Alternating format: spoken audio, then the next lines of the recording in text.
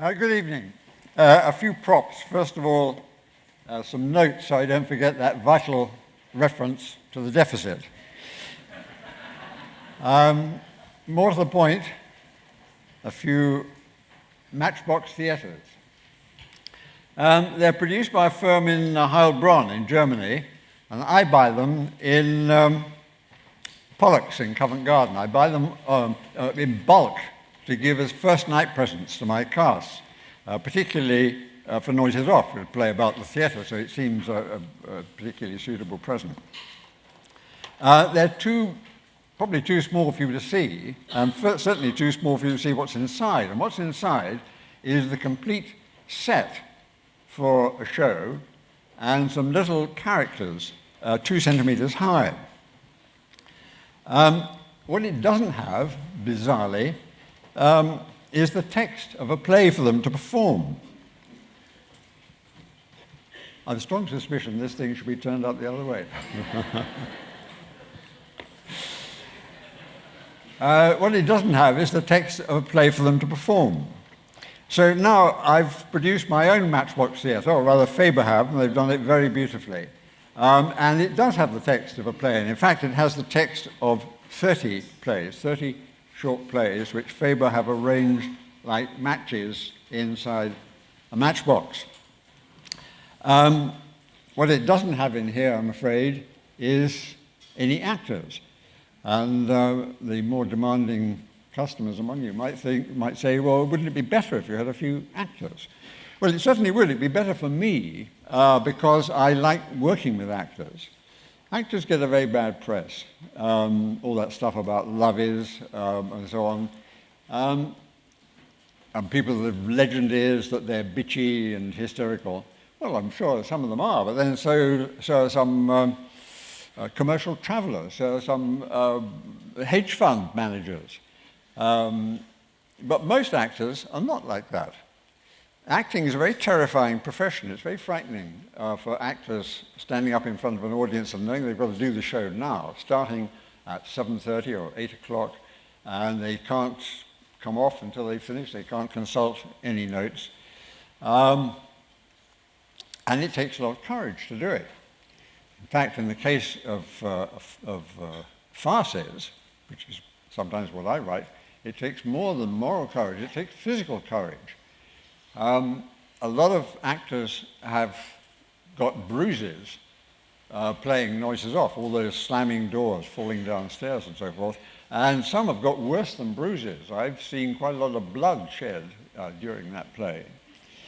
And when they do a new revival, the author's always asked to go and talk to the cast. And I suppose what they're expecting me to say is something about the philosophy of farce or something like that. But what I always say, I'm just going to say 3 words, and that is they are health and safety. Because it's not only nasty for the actors when they hurt themselves, it's terrible for me. I feel so guilty that I've written the stage direction that's made them fall down the stairs and hurt themselves. Well, one thing I can say is, so far as I know, no actor has ever hurt himself inside a matchbox. So yes, it would be better if we crammed in some actors, and it would also be better if we managed to cram in an audience. An audience is absolutely a vital part of the whole theatrical exchange. A show, a play, a performance is not just actors standing on the stage talking, acting. It's them talking and acting to an audience, and the audience responding. And the audience is an audience for the cast, but the cast is also an audience for the audience. The actors are very aware of how an audience is responding. And when an audience responds well, their performance quite subliminally gets better and better. And as their performance gets better, so the response of the audience gets warmer, and you get positive feedback, as scientists call it. You also get negative feedback. And I have seen a show that's been perfectly good on other evenings go completely down the tubes because for some reason the cast were not feeling quite on form or whatever. The audience sensed that and their response went down. The response of the actors to the audience went down, and the whole thing disappeared. The other important thing about an audience is it's an audience for itself. People are very conscious of the reactions of other people around them. This is very important in comedy because it's been proved that what sets you off, laughing, much more than the story about mothers-in-law or somebody's trousers falling down, is the sound of other people laughing. Researchers have done some research into this, and the sound of other people laughing is the biggest trigger for laughing, and that's very important if you've got a comedy or a farce. In fact, it can be absolutely epidemic. There was a famous incident in 1962 in what was then called Tanganyika, when there was an outbreak of laughter which got as out of hand as an outbreak of cholera.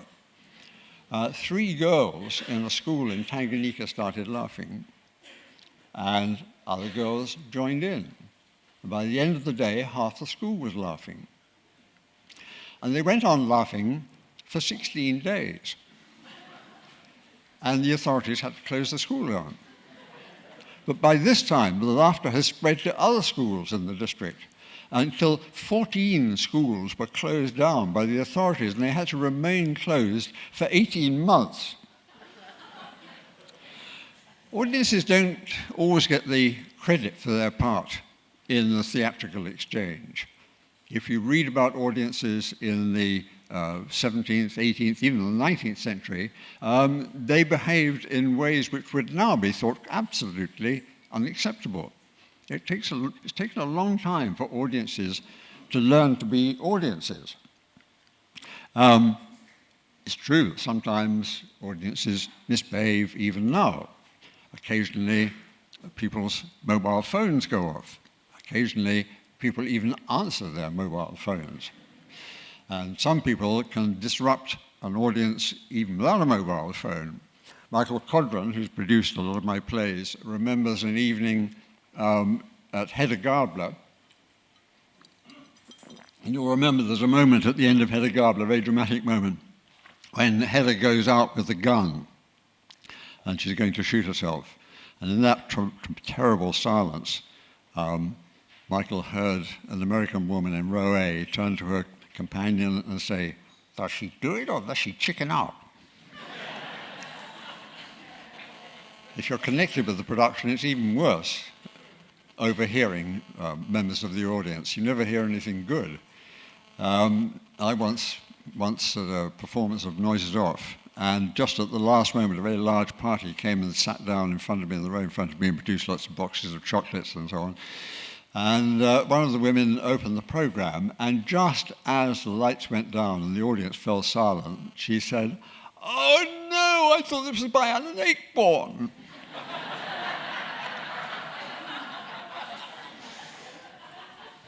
And what you overhear at the end of the evening is often even worse. What you hope to overhear as you go out, of course, is people saying how much they've enjoyed your play. Well, I've been writing plays for about 40 years, and I have never heard anything good said about any of them. Michael Codron again said he came out of one evening, and there was a very depressed-looking couple going out in front of him.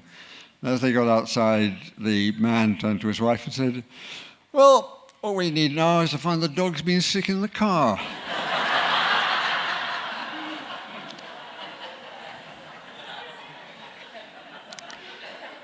He assures me this was not after one of my plays. Well, in my Matchbox, though, no actors and no audience, because these plays are not really intended for performance. They're intended for reading.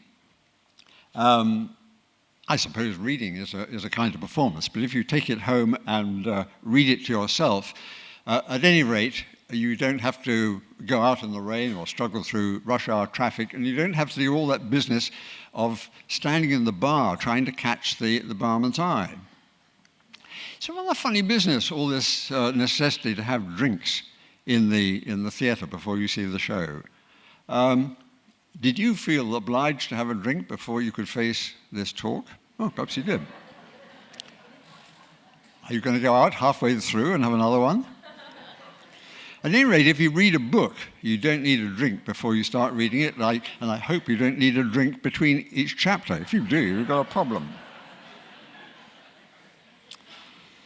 Well, writing short plays got me thinking about the whole question of length and size. Length in works of art is supposed to be what scientists call an emergent quality. That's to say, the length is determined by the material of the play. You need so much, so long to tell the story, and so forth, and that becomes the length for the play.